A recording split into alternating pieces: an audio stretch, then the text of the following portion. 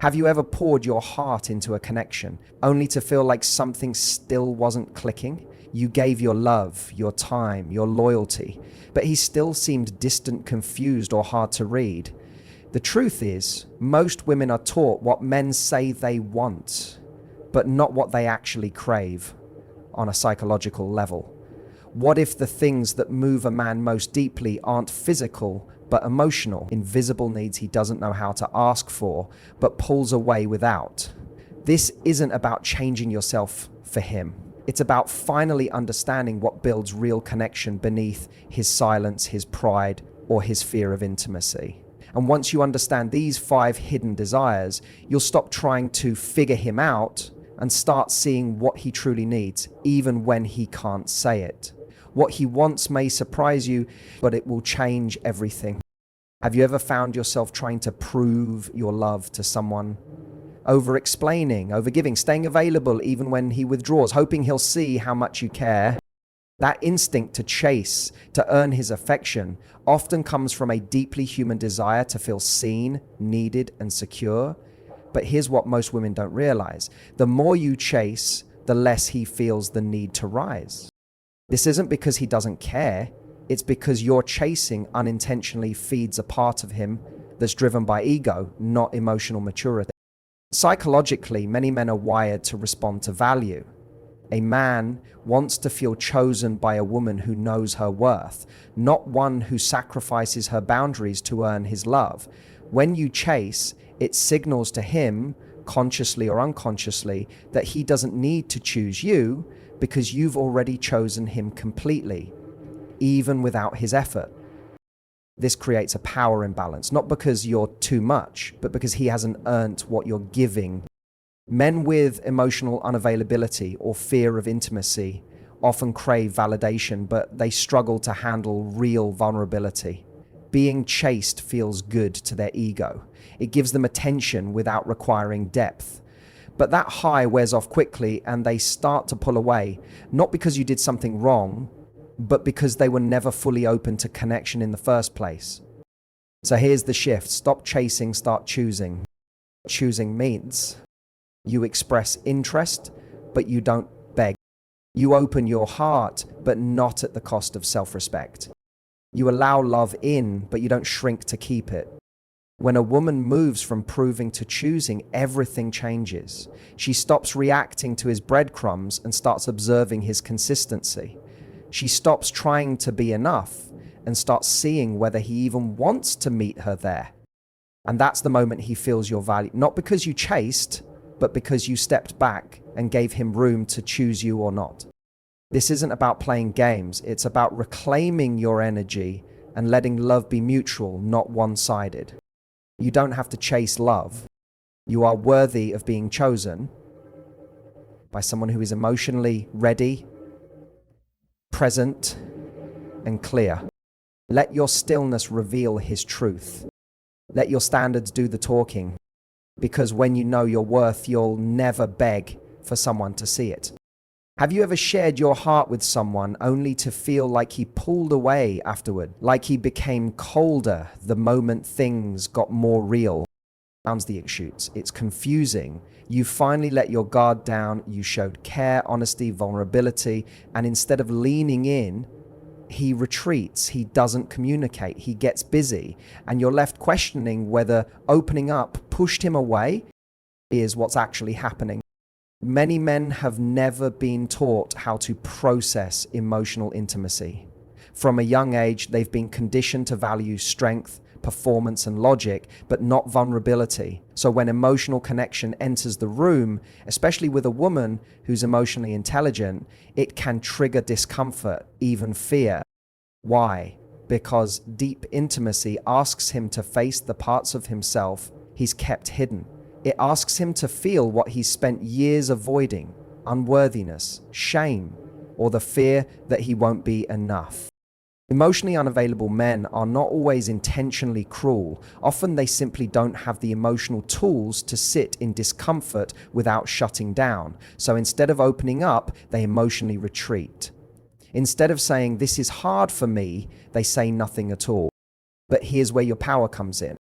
You don't need to chase him into emotional safety. That's not your job. You're not his therapist. You're not responsible for his wounds. What you can do is observe. When he withdraws, don't panic. Don't overpassion. Don't start explaining yourself over and over. Stay steady.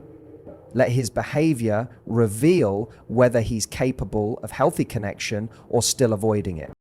Emotional safety is something he has to help create with you, not something you deliver to him alone. Your calm presence, your self-respect, and your ability to hold your emotions without spilling them into chasing or over-explaining, that is your strength. If he's ready, he'll meet you there. He'll move through the discomfort and choose connection. If he's not, his distance will speak louder than any words. And either way, you win because you'll stop blaming yourself for someone else's fear. You deserve a relationship where emotional safety isn't something you fight to create, it's something you both build together. Let him feel that presence, let him rise or let him go. Either way, you remain the calm in the storm. That's your power. Have you ever felt that no matter how much support and love you gave, it still wasn't enough to reach him, especially when he was going through something? You tried to reassure him, you tried to be there, but the more you tried, the more he pulled away, cold, withdrawn, or even irritated. And you were left wondering, why is he shutting me out when all I'm doing is loving him? Here's the truth that no one really talks about. Many men equate respect with love, especially when they're struggling. When a man feels inadequate, lost, or uncertain about himself or his life, his emotional walls go up. He doesn't want sympathy. He doesn't want fixing. What he truly craves, even if he can't express it, is to still be seen as capable.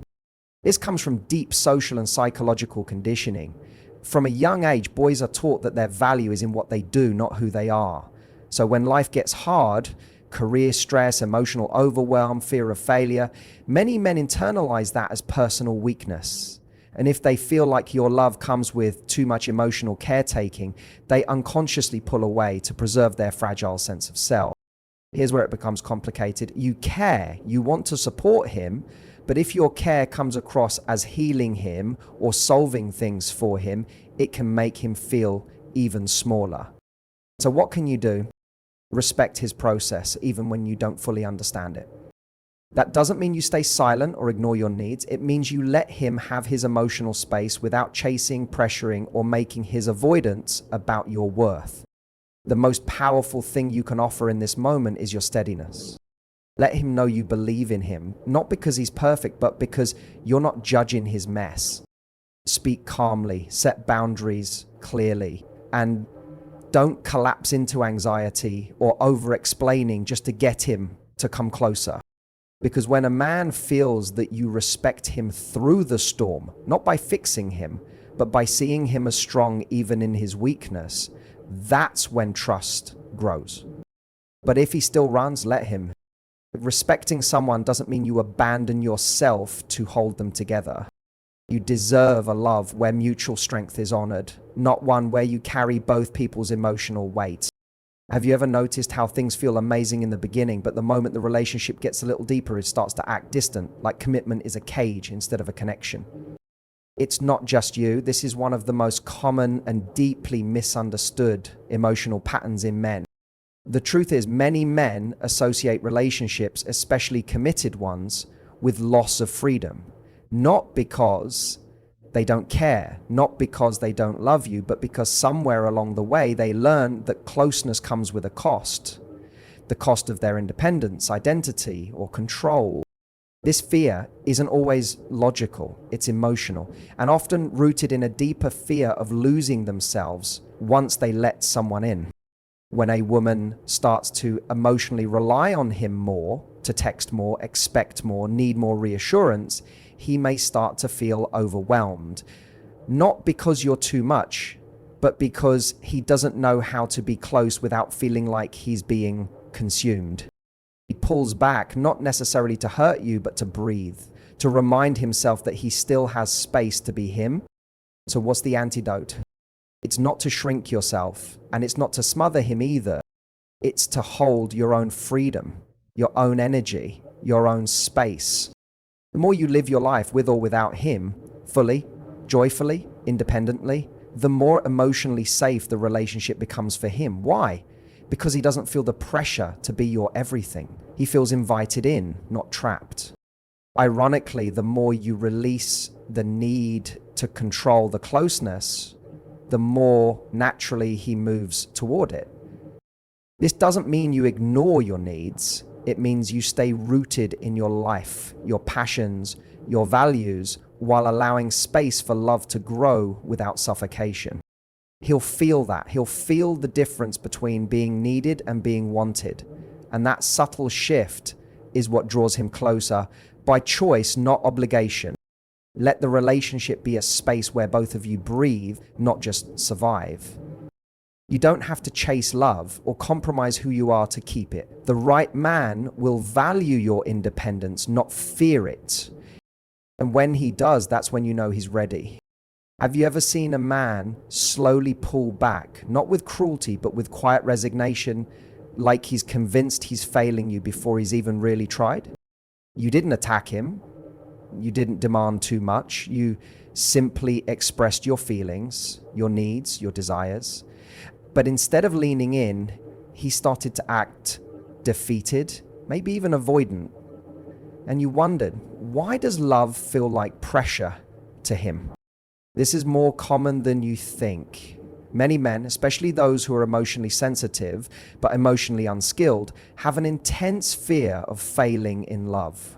Deep inside, they carry a belief that they're not equipped to meet a woman's emotional needs, that no matter what they do, they'll disappoint her. And when a man believes he can't win, he stops playing. Psychologically, this links to both ego and fear, not arrogance, but fear of not being enough. If he feels like you're constantly dissatisfied, if your tone or words hint at chronic disappointment, even unintentionally, he begins to emotionally shut down, not because he doesn't want to make you happy, but because he fears he never will. This doesn't mean you shouldn't express your needs. You absolutely should. But it does mean being mindful of how those needs are communicated. If your energy constantly says you're doing it wrong, it creates emotional defeat in him, and that's where the distance begins. Here's the shift. Move from criticism to clarity. Tell him what does make you feel loved, not just what doesn't. Highlight what he does right. Let your feedback feel like an invitation, not an accusation. This empowers him. It shows him that happiness in the relationship isn't an impossible standard. It's something he can co-create with you if he's willing. And if he's not, if he still can't show up, even when you've made it safe to, then you'll know with calm, quiet certainty that it wasn't about your too muchness.